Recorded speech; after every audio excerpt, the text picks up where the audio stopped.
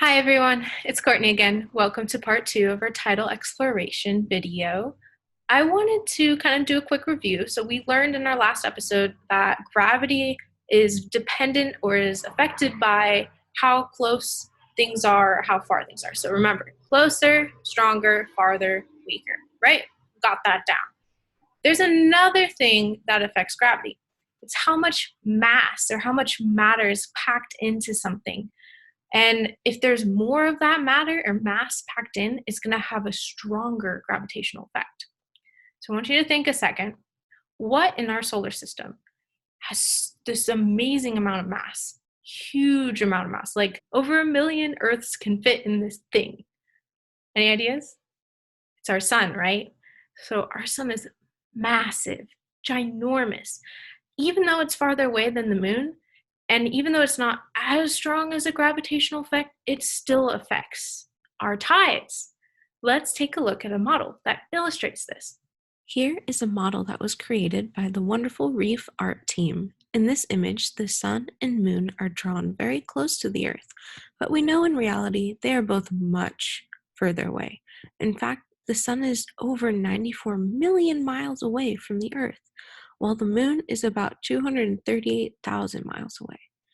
In this image, you probably noticed that we are oriented above the Earth, looking down on the North Pole. Here we can see the ocean bulging out a bit.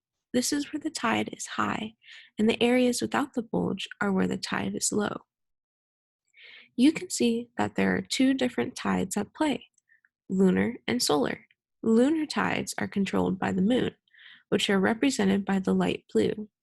They are a bit stronger than the solar tides, which are controlled by the sun, in the darker blue.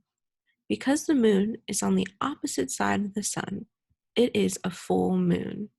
This is because the moon is oriented to reflect all the sunlight back towards Earth. If you look back at the graph at the bottom of the screen, you will see that the tides are very high and very low. This happens when the moon is full, because the lunar and solar tides are working together to create more dramatic tidal changes. These types of tides are called spring tides. In the next image, we see the moon has moved, and the tide chart is a bit different. When the moon moves to this position, we see it as a third quarter moon from Earth. Here's a picture of a third quarter moon. When the moon is in this position, the tides can get a bit weird. You can see on the line graph that the tides are no longer aligned, and it kind of looks more like a squiggle. This is because the solar and lunar tides are pulling the ocean in different directions. You probably noticed that the solar tide didn't change even though the lunar tide did. This is because the sun isn't revolving or moving in relation to the Earth, so its tides remain pretty constant around the equator.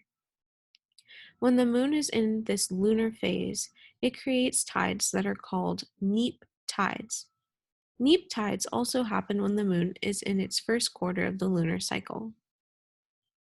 In this image, the moon has moved once again and it is on the same side as the sun. When the moon and sun are on the same side of the Earth, the lunar phase is called the new moon. On a rare occasion, the moon and sun line up with the Earth, creating a solar eclipse. This happens because the Earth is in the moon's shadow. When the moon is in this position, the lunar and solar tidal poles are aligned once again, and this creates another spring tide. From here, the moon would continue its course around the Earth to complete a 29.5-day revolution, or one lunar cycle. Through the ages, the tides have and will continue to follow the moon and sun in this pattern. That sounds like magic to me. Thank you for joining me today. Make sure to join us next week on Our Ocean World Wednesday. See you then!